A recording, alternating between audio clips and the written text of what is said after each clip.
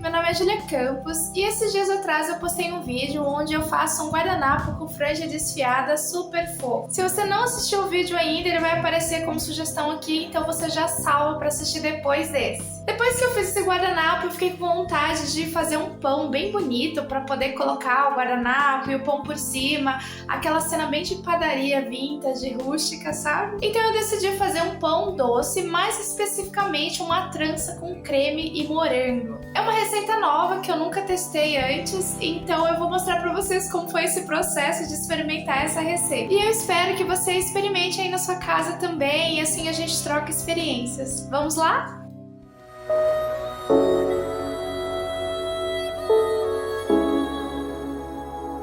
Comecei pesando pelos ingredientes da massa. Eu sei que pesar os ingredientes não é tão acessível porque poucas pessoas têm balança em casa, mas infelizmente a maioria das receitas que eu estudo de pães e bolos são com ingredientes pesados. Isso porque eu acho que toda vez que a gente pesa ingredientes, a chance da receita dar errado é muito menor do que se fossem medidas. Às vezes, para pegar uma receita que a gente não conhece, pegar medidas, as medidas podem ser diferentes porque cada um usa uma xícara diferente, então é realmente complicado. Então provavelmente a maioria das receitas que eu vou trazer aqui no canal vão ser com ingredientes pesados, e eu realmente indico que você compre uma balança se isso for possível para você. Essa eu paguei em torno de uns R$30 e eu já tenho ela há vários anos, então é uma coisa que é relativamente barata e vai durar durante muito tempo. As medidas e os ingredientes para a receita estão aqui na descrição do vídeo. Bom, depois de pesar todos os ingredientes, eu coloquei o fermento num potinho e misturei ele com a água, bastante com uma colher para dar uma hidratada no fermento.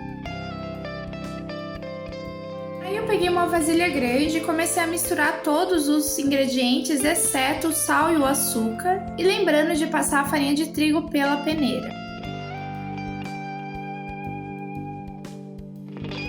Eu comecei misturando a massa com uma colher e conforme foi ficando mais difícil, eu joguei a massa na bancada e comecei a misturar com a mão e já começando a sovar também. Sovar massas não é minha especialidade, eu tenho bastante dificuldade com isso. Ainda mais essa massa que tinha bastante coisa, então ela estava bem pesada. Mas eu sei na teoria como funciona o movimento, então eu fui indo e foi dando certo. Para sovar a massa, você vai empurrar ela com a parte mais gordinha da mão, usando o peso do seu ombro, até que ela dê uma certa rasgada. E aí você une ela de novo, dando uma enroladinha e rasga de novo. Aí você enrola ela de novo, vira ela de lado e faz de novo o mesmo processo. Rasga, enrola de volta, rasga, enrola de volta, vira e faz tudo de novo. Eu fui repetindo esse processo até perceber que a massa estava começando a ficar meio lisa. Acho que deu em torno de uns 10 minutos até que a massa chegasse nesse ponto, mas acho que isso depende da sua força e do quanto habilidade você tem em sovar massas, então pode ser que esse tempo seja menor para você.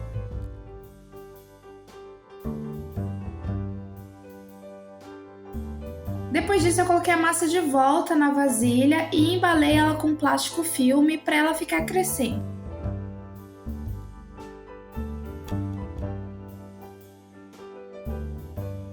E enquanto isso eu fui preparando o creme de confeiteiro. Bom, para isso eu peguei a minha balança e comecei a pesar os ingredientes do creme de confeiteiro. Lembrando que o açúcar ele é dividido em duas partes, é o peso que está na descrição do vídeo, dividido em duas partes.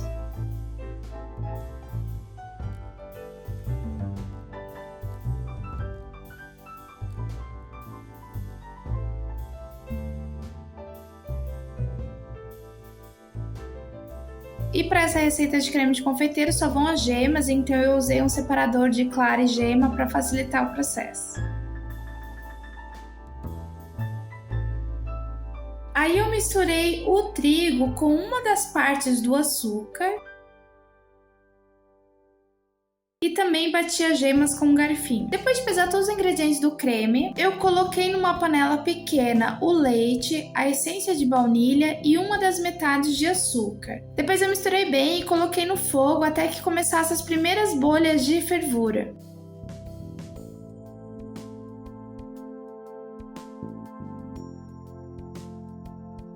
foi aí que eu adicionei o trigo e as gemas. E aí eu comecei a misturar bem até engrossar e atingir essa consistência de creme de confeiteiro. O correto que os cozinheiros profissionais indicam é usar um fouet para fazer esse processo, mas como o meu fouet é de metal e eu tenho uma agonia do barulho de metal arranhando ali a panela, eu acabei usando uma espátula. Mas se você não se importar com esse barulho ou tiver um fouet de plástico, acho que o ideal é usar o fouet mesmo. O ponto do creme de confeiteiro é quando ele começa a se desgrudar da panela e ele já tá bem grossinho e também sem pelotinhas. Aí eu desliguei o fogo. Depois, com o fogo desligado, eu adicionei a manteiga e misturei bem até ela estar bem incorporada no creme.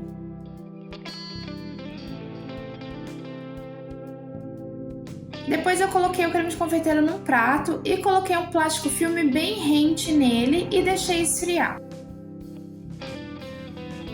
Esse processo levou em torno de uns 20 minutos, que era o tempo indicado de descanso da massa nessa primeira etapa. E eu peguei ela de volta, abri bem com as mãos e coloquei o açúcar e o sal que estavam reservados. Aí para incorporar esses ingredientes precisava sovar de novo. E aí sova naquela mesma lógica que eu tinha te contado. Rasga, enrola para unir, rasga, enrola para unir, vira de lado e repete tudo de novo. E eu fui sovando a massa, mas eu confesso que teve um momento que eu achei que ia dar tudo errado, porque o açúcar começou a meio que derreter e a massa começou a ficar bem úmida.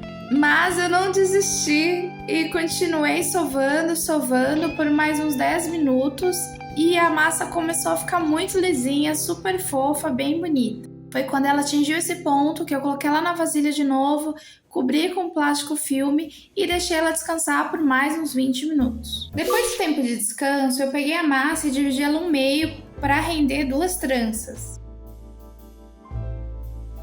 E aí, cada uma dessas metades eu dividi em outras 3 partes iguais. Para isso, eu peguei a balança e fui pesando as 3 partes para ver se elas davam pesos iguais. Aí eu peguei cada uma dessas 3 partes e fiz um rolinho, uma cobrinha com cada uma delas. E eu tentei deixar essas cobrinhas do mesmo tamanho.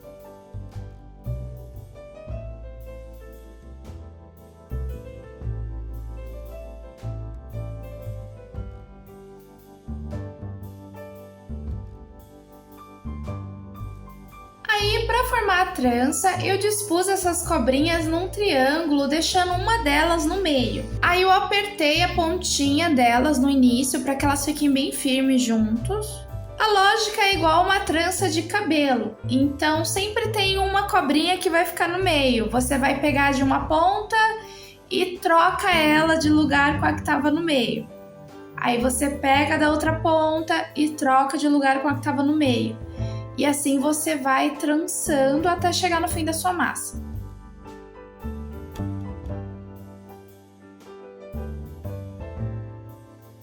Chegando no fim, eu apertei de novo as 3 pontas para que elas ficassem bem firmes. E aí essas pontas estavam apertadas, eu peguei e dobrei para baixo. A primeira eu achei que ela ficou meio desproporcional. Achei que ela ficou um pouco mais fina na beiradinha. E então, na segunda trança, eu resolvi fazer com mais cuidado, distribuindo melhor a massa nas cobrinhas. Mas é basicamente repetir o processo.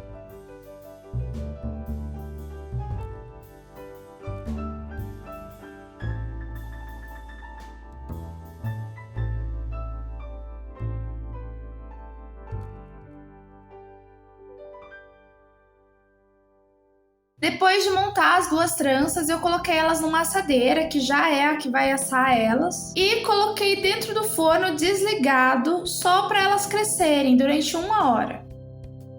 Quando já estava no final do tempo de descanso do pão, eu aproveitei para fazer essa misturinha que passa em cima do pão para deixar ele bem douradinho na hora de assar. É basicamente misturar um ovo com um pouco de água e misturar bem com gás. E eu também peguei o creme de confeiteiro, que já estava bem frio essa hora, e coloquei ele dentro de um saco de confeitar. Eu resolvi colocar um bico dentro do saco de confeitar, do tipo um M, mas eu realmente não indico vocês a fazerem isso, porque esse creme de confeiteiro ele é bem denso, então com o bico fica bem difícil, tem que fazer bastante força. Tanto é que na minha primeira tentativa rasgou o meu saco de confeitar e eu tive que pegar um outro e tentar fazer bem devagar. Então eu realmente recomendo que você só use o saco de confeitar mesmo, só com um corte na ponta. Eu acho que ele já vai sair um tamanho legal de creme de confeiteiro. Bom, depois de 1 hora é assim que meu pão estava, ele cresceu bastante, eu gostei do resultado. E aí com o saco de confeitar, eu fui fazer um zigue-zague ali em cima da trança com o creme de confeiteiro. Eu fiz o zigue-zague, mas no fim eu achei que ficou pouco creme de confeiteiro. Aí eu acabei resolvendo passar por cima do que eu já tinha feito e eu não gostei do resultado porque ficou muito grande, muito alto. Então eu acho que eu recomendo para vocês tentarem fazer um zigue-zague mais largo. Eu acho que se você fizer o zigue-zague indo bem até as bordas do pão, eu acho que vai ficar mais recheado com creme de confeiteiro do que ficou o meu. Aí eu usei um paninho para pegar aquela misturinha de ovo e água e passar por cima do pão. Passei tanto por cima do pão quanto do próprio creme de confeiteiro e tentei passar bastante para poder ficar bem douradinho o pão. Eu não usei um pincel para não tirar o creme de confeiteiro, mas se você só tiver um pincel, acho que você consegue fazer indo bem devagarzinho. Depois de pré-aquecer o forno por 10 minutos na temperatura alta, eu levei os pães para o forno e deixei lá em torno de uma meia hora na temperatura alta mesmo. E esse foi o resultado depois de assado, eles cresceram mais ainda e eu fiquei super feliz. Aí para decorar eu peguei leite condensado e com um pincel eu fui passando por cima dos pães. Eu coloquei bastante leite condensado porque eu adoro doce, então eu caprichei mesmo. Depois eu cortei e coloquei alguns morangos por cima.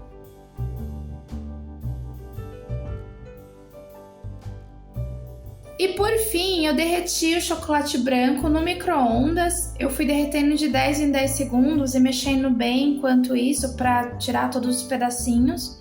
Acho que ficou uns 40 segundos no total, até chegar nesse ponto que o chocolate forma esse fio e escorre bem. Aí basicamente eu fui com uma colher fazendo um zigue-zague bem rápido por cima do pão, e aí ele foi jogando essas listras de chocolate branco e eu achei muito fofo. E é isso, os pães estão prontos.